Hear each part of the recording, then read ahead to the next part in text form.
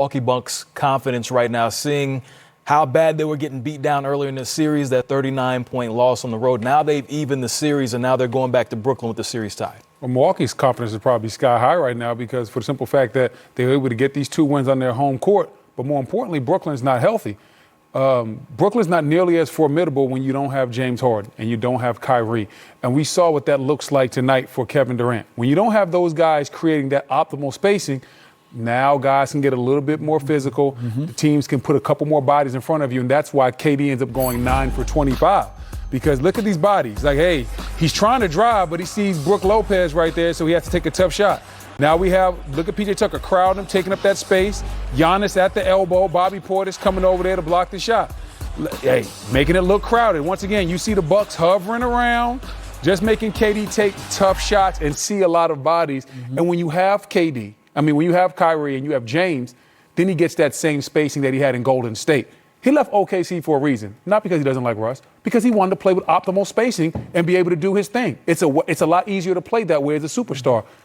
That space got real small when Kyrie went out, and I think if you're the Milwaukee Bucks, you have to like your chances right now. Yeah, and your primary defender is a physical guy, PJ Tucker, that wants to take that challenge, understand what he has behind him, and understands right now, I'll get up even more, like you say, take up more space because there's no Kyrie, there's no Harden. We're going to make the others beat us, even at one-on-one. So it's going to be tough. They're going to have to find a way to move him around, obviously try to find a way to let him catch on the block. And they're probably going to come double, which you should do, but he can get his shot off quicker. But if you're the Milwaukee Bucks, bro, you're confident. There's no Kyrie possibly, no Harden possibly. That puts a lot of pressure on Steve Nash and the others like Joe Harris, because we're looking for Joe Harris now. That's the next man up as far as an option, and it's hard for him to create his own shot. He's great off those guys because they create space for him. Hey, Smitty, let me ask you a question. If Kyrie and Harden can't play in this next game, would you look to possibly use KD in a different fashion as far as, hey, they're trying to be physical with him. Instead of letting him dribble the ball up and everybody staring at him, let's run PJ Tucker off 3 to 4 baseline screens and see if he wants to be physical chasing guys around screens. I think that action will be a lot harder. Let's run him off some weak side pin downs and see what that looks like. I think like that action will be a lot harder as well. So at the end of the day, I think maybe they should try to move guys around a little bit, because just having KD stand in one spot or dribble the ball up and try to get his own shot, he's good enough to do it. But with the way PJ's trying to play him, I would move him around. What do you see? I definitely see you got to be very creative, but everything under the free throw line. Yeah. I mean, obviously, if you come out, PJ Tucker's so strong, he's going to push him out because if he's that type of player and also that type of defender right now with no Harden and no Kyrie. But I'm with you. I'm running him around. I'm letting him set a down screen. Guy come up, he catches in a quick post. Right. Everything has to be quick hitters right now. And I think also for KD, he's going to have to find a way to trust some teammates. Make some moves where I'm dragging 2 guys and quick little slips to guys. It's going to be, and also they got to play a little faster, an early offense, but then also take high percentage shots. Maybe he has to score and facilitate like the Hall of Famer Grant Hill once did in his playing days. Grant, just FaceTime me live on air. Thanks for that. Hello to me as well. That's who was calling us? That's who was calling us. He know we working, man. He knows that we're working. Anyway, I digress. Back to this conversation here. Now, we just talked about KD. Apparently, if those 2 guys don't play, his running buddies, and they're the favorites. We know that Brooklyn is the favorites. However, the Big Three have missed a total of 78 games all season. So with that being said, should they still be considered the favorite, even if they are healthy, seeing how many games that they've missed? What do you mean, if they're not healthy? Either way, even if they are healthy, seeing they've missed so many games. Well, listen, we saw if they get those guys back, they have to be the favorites because they have the right mentality. James Harden was willing to take a lesser role, and I wanted to see that. He said, I'm okay with Kyrie and KD taking more shots than me. And then Kyrie said, hey, I'm okay with James handling the ball. Everybody was sacrificing. Those guys are so talented. When talented people get together and sacrifice, good things happen. But now when those guys aren't available, are they the favorite? No. This team isn't but so talented if they're not available. So I think that if those guys get healthy, I still like Brooklyn's chances. But if those guys are not available for this series, I think Milwaukee ends up winning. Roll, let's add this. Without James Harden, because he got hurt in the first 4, they won those 2 games without James Harden. So you saying all 3 of them healthy, blew them out without James Harden. Yeah. Blew them out. So for sure, I say they are definitely the favorites if they're all healthy. Because I just watched those two guys win 2 games without James Harden and made it look very easy. They're going to struggle like they did one game in Game 3. It was a big game. They could have got Game 3. That would have been huge. You never know what's going to happen. But right now, obviously, it's a new series. Advantage Bucks right now if Kyrie and James Harden's not playing. And just an update on things. Kyrie, the x-rays came back. They were negative. We still don't know if he will be available to play in Game 5. And if you were watching when Steve Nash was talking, you heard the sirens and the emergency situation. Apparently, the building has been evacuated. This tweet coming in from our Jared Greenberg. Everyone is being evacuated from the stadium right now, so we'll keep you posted on everything going on. We're not sure if we will still have player availability. We will keep you abreast on the situation. Not if everybody's evacuated. Well, kind of hard to have player availability if no one's there. I'm just saying. Good point right there. Yes. When he says everyone, I'm the master of the obvious. You got to be safe. When he says everyone, I Everyone. didn't know if that meant everyone. Just What does everyone know me mean? That's why you love me. That's why you love me. Don't get mad. You know what? When you're right, you're right. I digress. We'll go back to talking about basketball. Giannis's performance, the 12th time in his playoff career, he's gone for 30 and 10 in this game. He came out very aggressive. He seemed to really want this one bad, locked in. Your assessment of Giannis's performance? I thought Giannis came out and was very aggressive in this game. I liked some of his drives that he had to the basket. I think that he was trying to just press that action early on. You see Giannis right here with the slip to the basket. I love that. I love when he sets a pick and slips to the basket. But right here, the defense isn't set, and he goes right by Blake Griffin right there. Looks like he might have got a little bit of a foul. Then once again, the defense rotates over, and we see another offensive foul by Jeff Green. Now we see Giannis getting out in transition again, looking to press the pace. And so I don't mind Giannis when he's out in transition trying to press the action, but I like him more in this role where instead of being a facilitator, he's receiving the pass as Drew Holiday with the nutmeg right there for KD. And these are the type of plays I like Giannis making. Keep him 15 feet on in. Get out, run out in transition, get downhill, and if you don't have it, get the ball out of your hands, get it to your playmakers, and then you become a screener, roller, and a finisher. I think Giannis is better as a finisher than a facilitator, even though that is a nice pass right there. But in the half court, when things slow down, I want to see Giannis be a finisher and let guys like Holiday and Middleton make the plays. And there was a huge moment right before halftime. He had 2 fouls, the offensive foul. He had 3 at the time. It was reviewed, reversed, and all of a sudden it was a 2-point game. That's sometime after Kyrie goes out. And then the Bucks respond with that huge 19-2 run, and that seemed to shift the momentum for this Bucks team. Yeah, it did, and I'm with Brendan. Half court, I would love to see him free throw line down. That's setting a pick, that's catching the elbow. But I also, to add that, it helps Drew Holiday, to Brendan's point. We're talking about Drew Holiday coming off the pick and roll with Giannis. Chris Middleton coming off. There's more options for all those guys to play. Next, they got to find a way for Brook Lopez to be a part of this series. For me, I mean, Brook Lopez is like he's getting wasted being out there standing. There's times when me and Brendan are yelling. Yes, they are. Shamit, and you can hear it. Shamit guarding him, Kyrie guarding him, Joe Harris guarding him. All together, put all 3 guys together, he's still not tall as Brook. I mean, there's no way he can't get some touches down on the block. He is a post player. He has size. And there's nothing wrong with him making a play down there, giving him a few touches.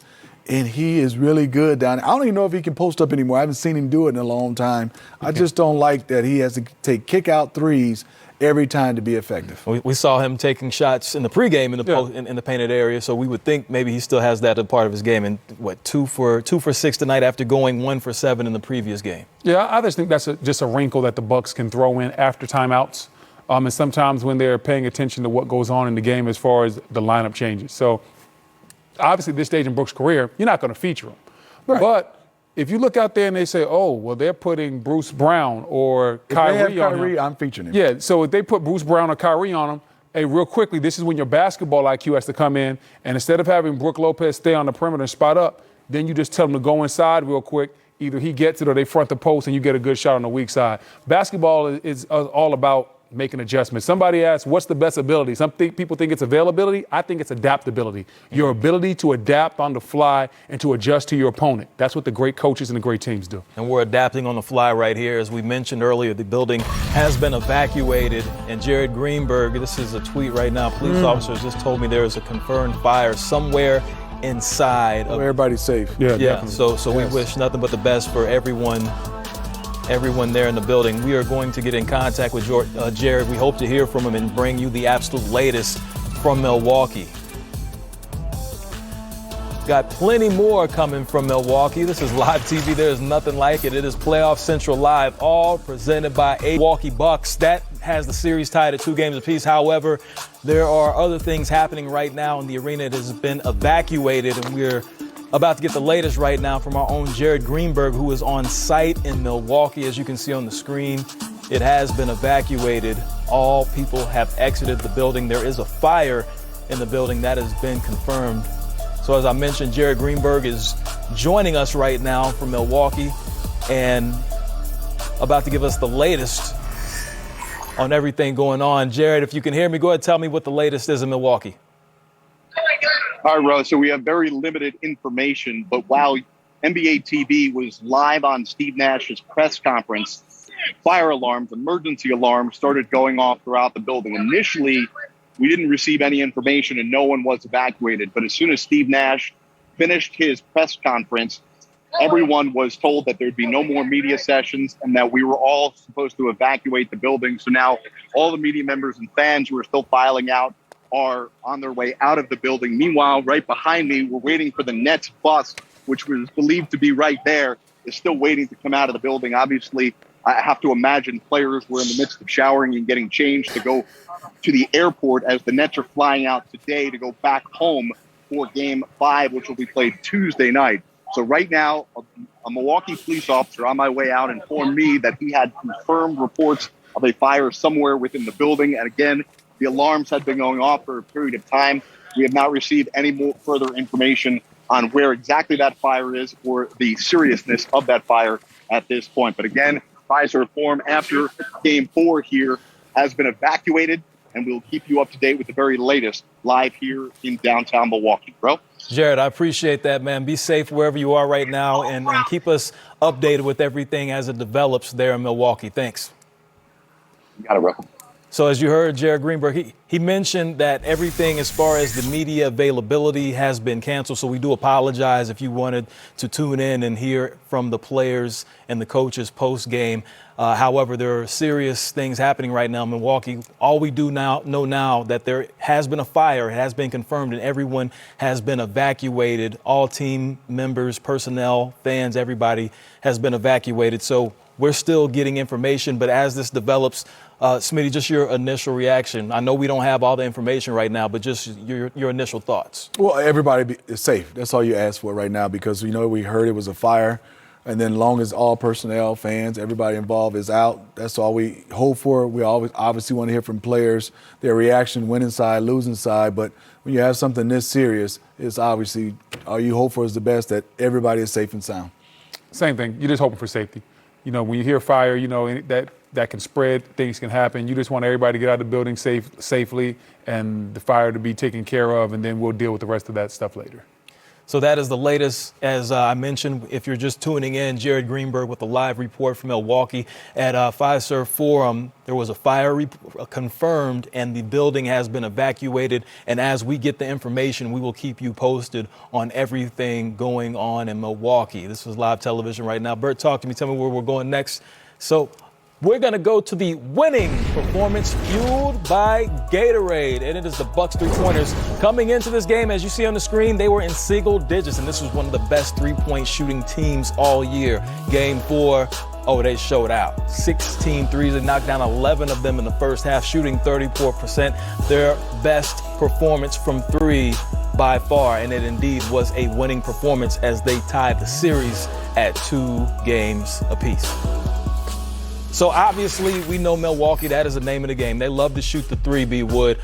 They struggled early on, but things came together in Game 4. Yeah, things really came together, and they got a lot of good looks in this game. But whenever you see P.J. Tucker getting those good three-point looks in the corner, that means your offense is really rolling because good offensive teams move that ball around, and normally you find good shots in the corner. So P.J. Tucker had some threes early on. I saw Brook Lopez get a three right there, but Pat Connaughton had some threes, and this was after he had the stitches in his eye. He came in there, and he was knocking down threes. So I like some of the looks that they got from the three-point line tonight. I think that Milwaukee did a better job than they did the previous games, but we knew those numbers had to go up. This is one of the better three-point shooting teams that we have in this league, and those first three games aren't indicative of how well they normally shoot the ball. Be what it comes down to, yes, all those guys like you said, but if P.J. Tucker, those are momentum threes. He knocks down those two. I think in the first quarter, it just got them going. And obviously the defense now can't suck in as deep. They needed to get going. They have been struggling from the line, especially guys off the bench. To see Pat Connaughton hit a few, Brent Forbes to come in. They need those guys because they play off the Chris Middletons, the Drew Holidays, and Giannis. And if they're knocking down threes, it's harder to defend Giannis coming downhill. Definitely is hard to defend these Milwaukee Bucks. As I mentioned, they tied the series 2 games apiece. Game 5 is Tuesday night on TNT. Can't wait to see that one. A lot of drama building. However, Uncle Jeff Green, at the podium moments ago. But then when you go to the playoffs and after it pops up again, you lose Kyrie in the second quarter today, a bit deflating. Of course. It's always deflating when one of our guys go down, but like we always have been through the year, it's next man up. And, they went on a run and we just couldn't bounce back. So, it's no excuses. It's, everybody's prepared, everybody's ready. I'm just glad that it's, just sprain and nothing more. And hopefully, he can heal up in the next 48.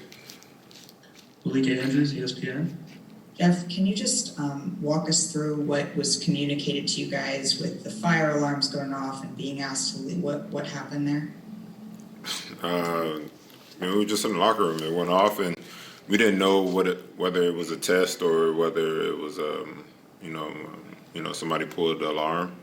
So it wasn't like, we were rushed out right away. It wasn't for about another 15, 20 minutes before they started to force us out. But, everything's okay, I believe, and, everybody's safe. So, that's important. And then just for you physically, how did you feel out there your first game out since game 2 against Boston? Tired. But, I knew that was going to happen. I got to find my rhythm, sitting out that long, especially for the playoffs.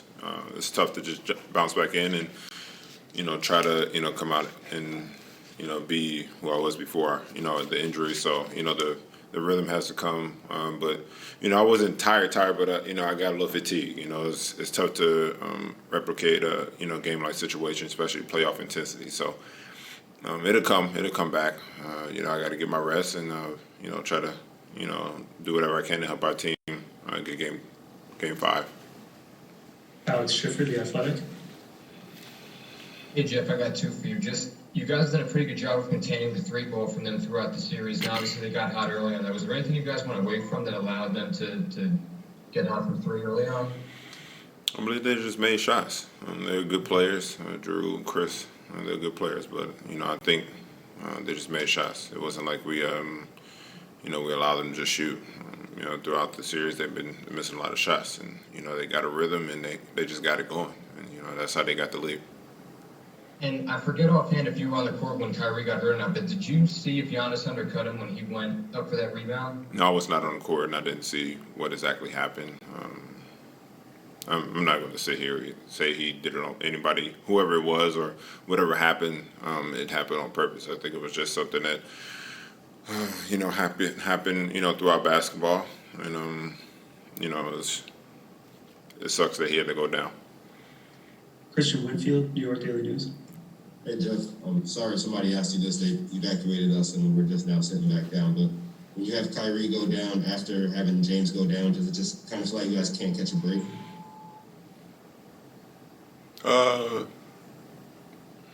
Of course, I hate to see anybody go down. Injuries suck. The timing, was a little rough. But like I said, when I was asked before, it's just next man up.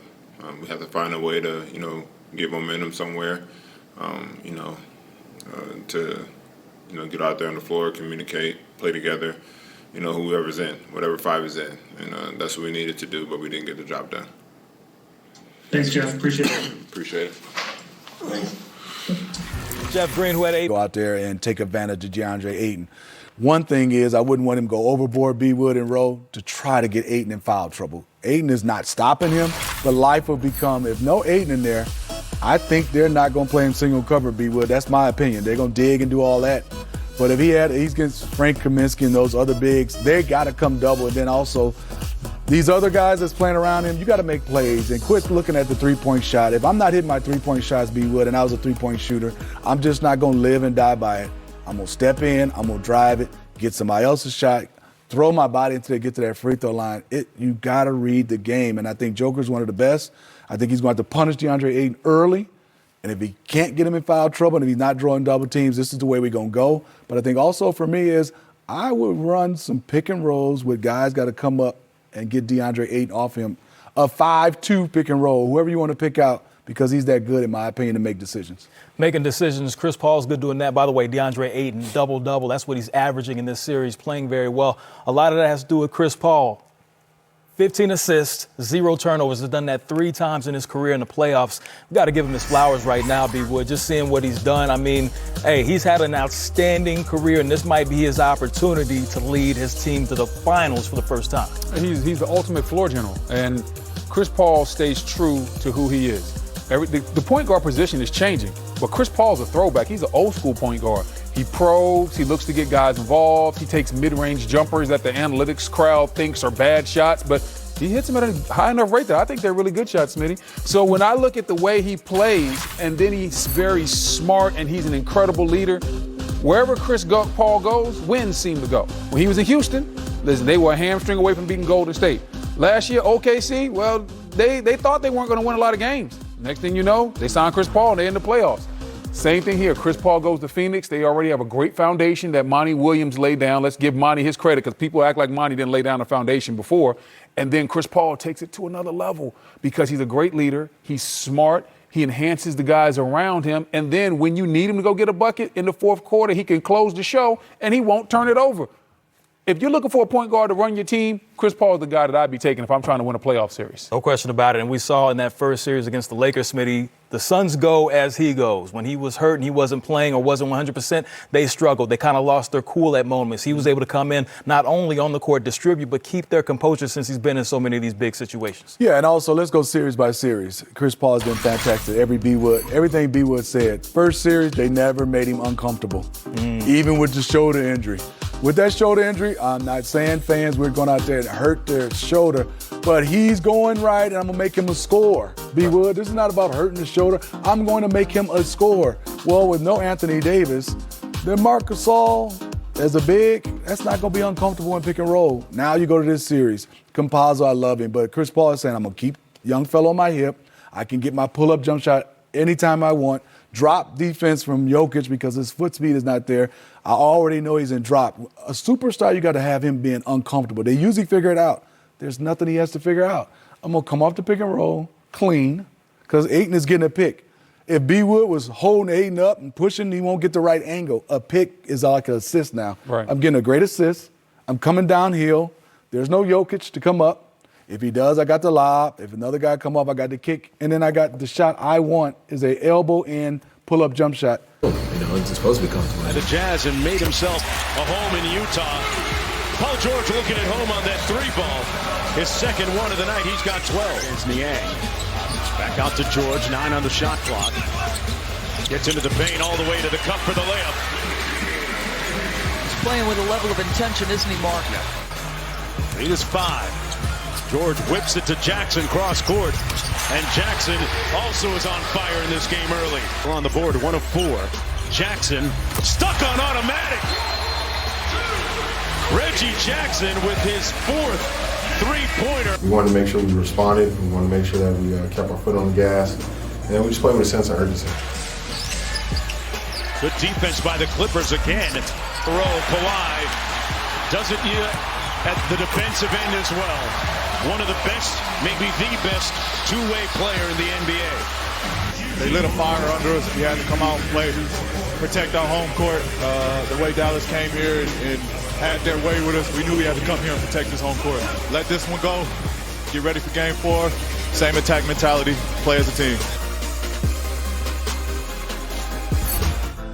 So as I mentioned, 17 straight games without scoring 30 points for Paul George dating back to the regular season. You saw what he did earlier in the series, his breakout game in Game 3. That is a playoff high this season, 31, knocking down 6 threes in the victory, 26-point victory against the Jazz. Got B. Wood and Smitty in here. Looking at Paul George, Smitty, what did you see that he was doing differently in Game 3 as opposed to what he did earlier in the series? My high school coach, my college coach, and a lot of my pro coaches. If you play north and south with that type of ability, that doesn't mean I put my head down and run everybody over. You got to have 2 moves going north and south. And we'll watch Paul George. This is north and south. I'm coming downhill until somebody stops me. Nobody stops you, you do that. That's easy, right? Next possession right here, coming off, got him in movement. Hold it up, get the basketball up, get the basketball back. And what I love right here is north and south. It's north and south. You still dribbling, but it's a lot of north and south in this game for me. He has the talents to go east and west because of his handle. But in playoffs, your job is to beat one guy, make the next guy help. After you do that, you establish that, you can go to that. That's secondary. But right now, north and south right now, and guess what? Because he's going north and south, you put on brakes, the guy goes away. This one, B. Wood, that's north and south. That's north and south. Hey, Everything is north and south. I like that other one, though. Hey, he crossed Joe Ingles up, and Joe Ingles tried to go into a defensive rotation. Joe, you can't hide. We seen what you did. I ain't never seen nobody get crossed over into a defensive rotation. He tried to act like he was rotating to the weak side. You can't hide, Jingles. We see what that was. He hit you. He hit you good, too. At 6'9", offensive players always have advantage. But at 6'9" and can handle the basketball and shoot and have some athleticism. I'm going north and south. There's nothing you can take away from me, especially when I can do this and I have other teammates that can make shots. And Kawhi Leonard's my other guy. If B. Wood is Kawhi, I'm driving toward B. Wood. Reason why, that guy not leaving. He's not going to help. And if he does, I'll make him pay. Yeah. And Kawhi, we know he made him pay in Game 3 as well. He had 34. We know what he's about to do. And like we showed the Jordan meme earlier, clearly Kawhi took it personally. He turned that game to another level. But looking at the others for the Clippers, you see Reggie Jackson. He's been performing well. You see Luke Kennard, who was pretty much non-existent early in the Dallas series. Then he comes on late. What have you thought about the rest of the Clippers outside of the top 2 offensive producers? I think you haven't been able to consistently say who's going to be in the rotation even, because Luke Kennard was out of the rotation. Listen, when he first came into that series, he probably didn't even know if he was going to play. And then they throw him in there, and he hit some shots early on in the series. Reggie Jackson has been the one constant. He's been consistent throughout the playoffs. Reggie Jackson has been huge for the Clippers. That pickup is an underrated signing right now. And then you look at everybody else. Sometimes it's Marcus Morris Sr., sometimes it's Nicholas Batum. They have a bunch of guys that are capable, and you never know who's gonna give them buckets. But I always look at the quality of shots. And it goes back to what you just said about North and South. When Paul George attacks the basket, what that does is it creates wide open shots for Luke Kennard. It creates wide open shots for Marcus Morris. And now those role players, all they have to do is do what they were put there to do, make shots. They stay in their role. They don't have to create their own offense. So I think any of these Clippers guys can step up as long as it starts with Paul George. Paul George being aggressive, getting downhill, is going to get Kennard, Batum, Marcus Morris Sr., all those guys are going to get easy shots. So I like the role players on this team. And I think for me, me and B. Will was talking about in the break, I add T. Lue as the other because that's not one of the superstars. He's the coach. He has tried different things. Yeah. Whether it works or not, he has tried different things. Me and B. Wood have been around the game for a long time. Every adjustment does not work, but we're watching T. Lue go from, B. Wood just said, he doesn't know who's going to be consistent. So he's going Luke Kennard, he's going Reggie, he's going Rondo, he's going Patrick Beverly, Terrence Mann. He is trying and searching. One guy I like as the other is Nicholas Batum has been solid. You see Easy Money Sniper. Well, hold up. He doesn't like to be called that right there. No, he doesn't mind Easy Money Sniper. He doesn't like to be called the Slim Reaper. Slim Reaper, that's what it is. Thank you for the correction. He is available to play Jeff Green. Uncle Jeff is also available in Game 4, and James Harden is out. That is the Bucks and the Knicks coming up momentarily. So taking a look at things on the other side of the bracket, those are the 2 illest in Philadelphia since Jazzy Jeff and the Fresh Prince. They did their thing, taking back home court in Game 3. You saw Embiid doing what he does, and then Ben Simmons contributing offensively. Now, bring us back in here. I like to say the big man is back. B. Wood says the big man never left. That's one thing we disagree on. However, we do agree that it ain't no fun if the homies can't have none. Okay. Okay, facilitating. Joel Embiid sharing with his homies. Well, Joel Embiid is one of those guys that he can dominate on the low block, but then you can move him all over the court, and he has the vision as a big man to still find shooters and understand where the ball needs to go. But Atlanta, they made it easy on Joel Embiid because their double teams were soft. Look, this is supposed to be a double team, right? Joel can look, pick him apart, figure out where he wants to go. Now he gets the ball back.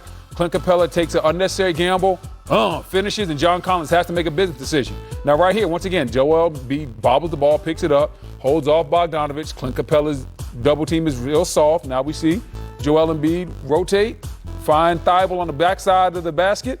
He almost smokes the layup, Smitty, but he does get it in. Now this right here, another double team. It's lazy. Joel gets a chance to bobble the ball, split the double, and then get to the elbow and fade away. Smitty, we were talking about doubles before we came on camera. When you double team a superstar, it can't be a lazy double. You were talking about when you played against Mike and sometimes the doubles didn't get there on time. When you double a star, you have to double on catch. What that means is when that ball is in the air, especially a guy like Joel Embiid, soon as he catches it, that double needs to be there and he needs to be feeling your body. He has one option, pass, not dribble, not split, one option. You are doubling him to get the ball aggressively out of his hands. Atlanta's double team was real nonchalant, real cool. That can't happen. I like Nate's game plan to double Joel Embiid, but the doubles weren't effective.